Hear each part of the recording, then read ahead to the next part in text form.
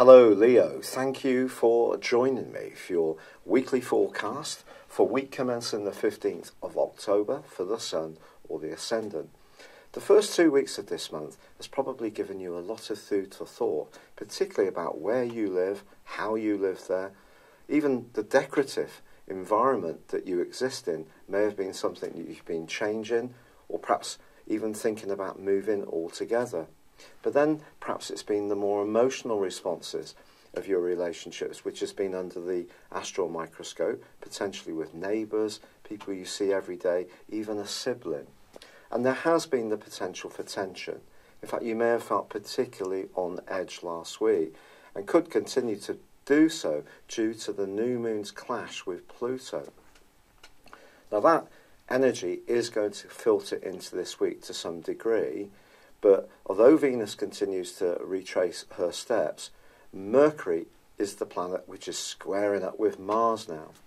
This too can cause a degree of friction, particularly if we jump to conclusions. Mercury is about thinking, it's about speaking, it's about talk and thought, with Mars in a more combative part of your situation, making you a bit feistier in the way you're dealing with relationships.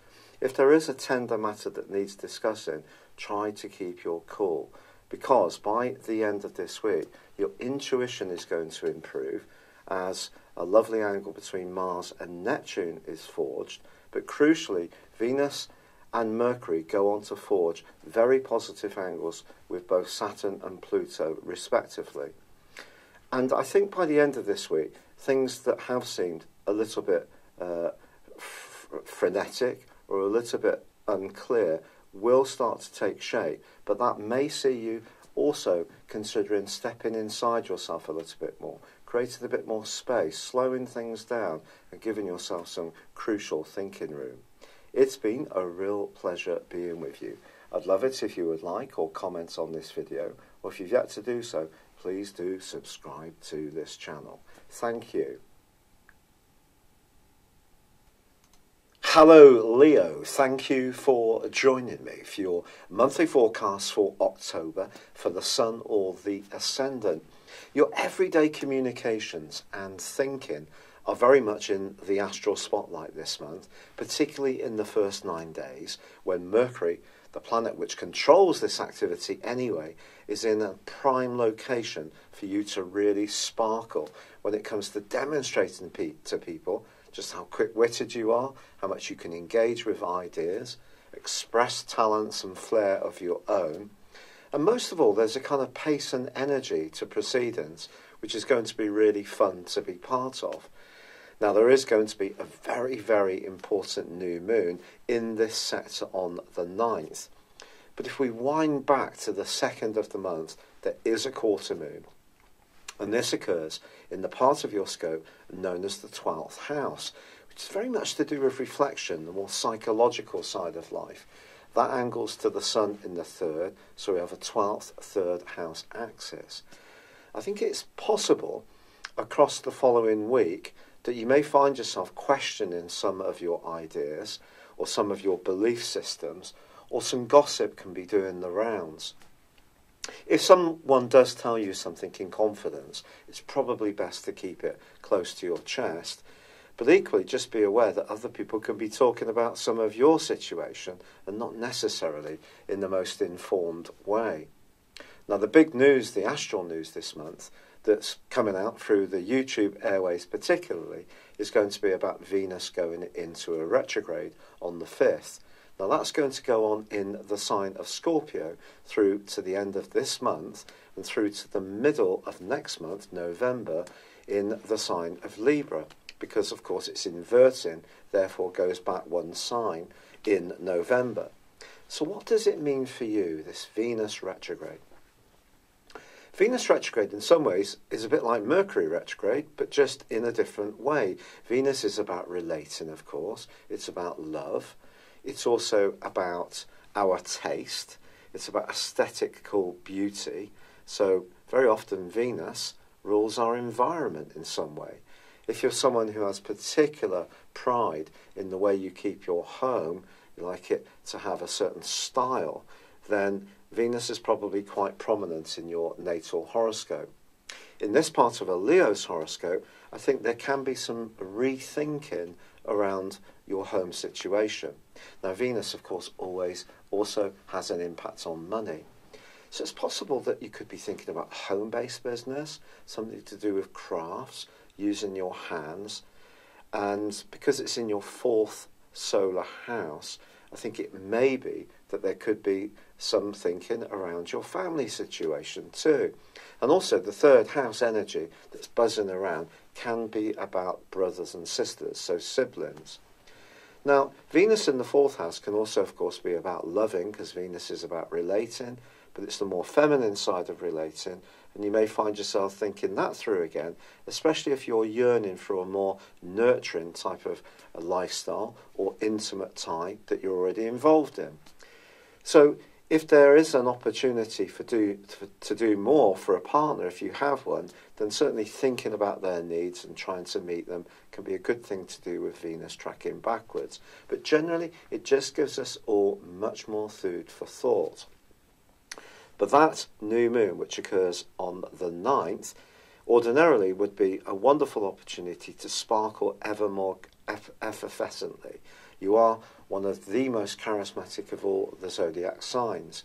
But this particular new moon does have 2 very big influences on it. The first concerns Pluto.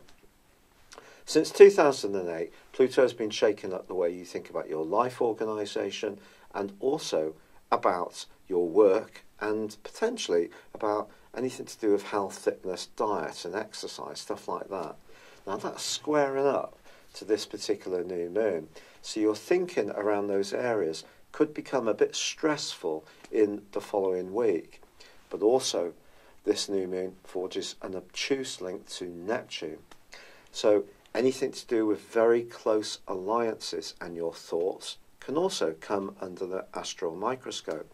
So along with Venus tracking backwards, I think there is the potential for a little bit of tension, and especially if you're trying to get a lot done, you're trying to be very quick, trying to be as busy as possible.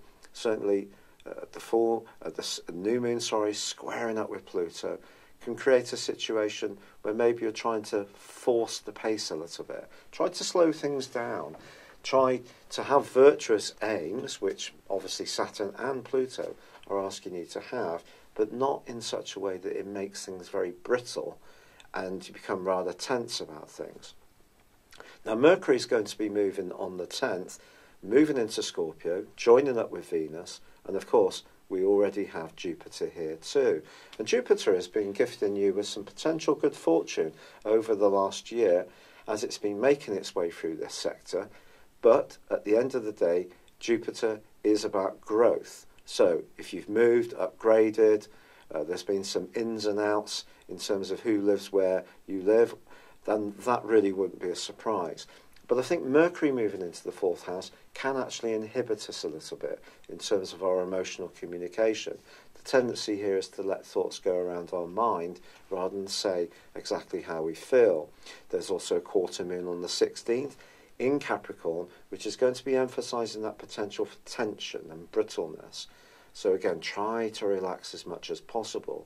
The great news, however, this month is that Mars in your opposite sign, which may have made you a bit feistier in your interactions with others, even a bit more competitive since the 2nd week of May, that's no longer clashing with Uranus, as it was from then through to the end of last month, the end of September. We can all let out a sigh of relief about that, but Venus is actually squaring with Mars in the first 2 weeks of this month. This again points towards if there's some kind of disharmony or lack of unity around some kind of close relationship, it may show itself. So I think all of this will be giving you a lot of food for thought, particularly once the Sun moves into Scorpio on the 23rd. Then you may find it's better to just create a few more moments of solitude, of silence, of quiet meditation. You may want to just gather your thoughts, keep people a little more of a distance. But the retreat in Venus then connects with the Sun. When Venus and the Sun go together, it can be said sometimes that Venus can almost be diminuted. I actually feel it will reinforce the vibe of Venus. So across those few days, don't be surprised if you do want to improve some aspect of your home by splashing out on something that would make it more comfortable, or some kind of item which is just purely from a more artistic or creative viewpoint, just going to add pleasure to your existence. But we also reach a critical point here, because Uranus may not be squaring up with Mars anymore, but it is going to be opposite Venus and also the Sun. This is very, very intense stuff. If there is something about your home life that's being interrupted by the demands of work, or work itself just seems unpredictable, or someone you interact with seems to be making demands on you and being more outspoken and not necessarily understanding how sensitive you can be at times, if also really quite surprisingly private about your personal feelings, this could create a lot of tension at this point. Not least because at this point also the reversing or inverting North Node in your sign, which arrived on the 10th of May 2017 and will be with you until the 7th of November 2018, well, that moves to come into the opposition between Uranus, Venus and the Sun, creating a grand fixed cross. Now, this may all sound a bit complex, but essentially the North Node in your sign, the dragon's head, is like a mini Jupiterian influence. And since that May the 10th of last year, it's given you extra encouragement to be more creative and to invest more in your individual talents. That's a very good thing. But this is going to be inverting back into your 12th solar house in November, which is going to see you much more reflective, much more connected to the more emotional side of your nature. And I think this particular Grand Cross can see you reach a bit of a point in your whole existence, really, which makes you think about whether you're on the right track or not, perhaps around work, perhaps around home, perhaps around intimate relationships, because the South Node is in your sector of relating, and of course stormy Mars is still there. However, there is also a very potent, an extraordinarily potent full moon, which occurs on the 26th, because this is going to be conjunct Uranus. And if there is any situation, be it professionally, privately, in a relationship, where you feel your power is really being limited, your voice is not being heard, or perhaps you've been too much of a role player, following along with what you think other people expect of you, to the point where your own needs are being minimized, I think this can be highly important to you over the following 2 weeks. You might find yourself being much more rebellious, and you may find it very painful to be so, but it could actually be really positive for you, because as the month comes to a close, Mercury switches into the sign of Sagittarius. Although it is in detriment in Sagittarius technically, for you this is good. You're suddenly going to regain your voice, regain your sense of humour, and potentially start to come out of the rather crab-like state that you've gone into in the last week or so of the month, when you may feel particularly tender, particularly wounded by some people's attitudes, or desire to be freer around you, to break down something that for you has been set in stone, some kind of rhythm or regularity has to change, Leo, whether it's coming from you or coming from others. Staying exactly as you are is probably not an option. But with Mars in the sign of Aquarius, free of Venus by the half point of this month, free of Uranus, that does give you a feistiness which can be good for you. You can lay down boundaries of what you will accept. And with Mercury moving at the very end of this month, your personality power is really going to burst back into the fore. So, a complex month in some ways. Yes, Venus retrograde is at the heart of this. I think you're evolving around your needs, what you want, what you're prepared to give, and you can be one of the most generous of all the zodiac signs. But it has to work for you too. It can't be all give and no get, but equally, don't try too hard to please everyone this month. It is important to please ourselves too. It's been a real pleasure with you. Thank you so much for the lovely comments People keep sending in about my rheumatoid arthritis, which has been incredibly painful, and I've lost a lot of weight.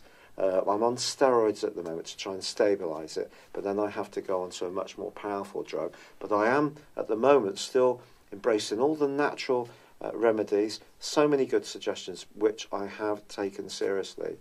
And there is some sign of promise with those, and if I can avoid going on the heavy stuff, then obviously I will. But the initial medication, hydroxychloroquine, just has not worked. But thank you so much, good luck for October, and goodbye for now. Hello, thank you so much for watching my video. I'd love you to join me at my Horoscope Ace app. You can find this at www.horoscope-ace.com. You can use it through Android, iOS, Apple, or Facebook. Check out your ascendant or your moon sign, or download your free birth chart. There's all your favourite videos, plus there are daily, weekly, monthly and yearly horoscopes for general, love, Chinese and Indian astrology. If your passion is tarot, there's my brilliant 3-card money or love tarot readings too. And it's all there at www.horoscope-ace.com. Thank you.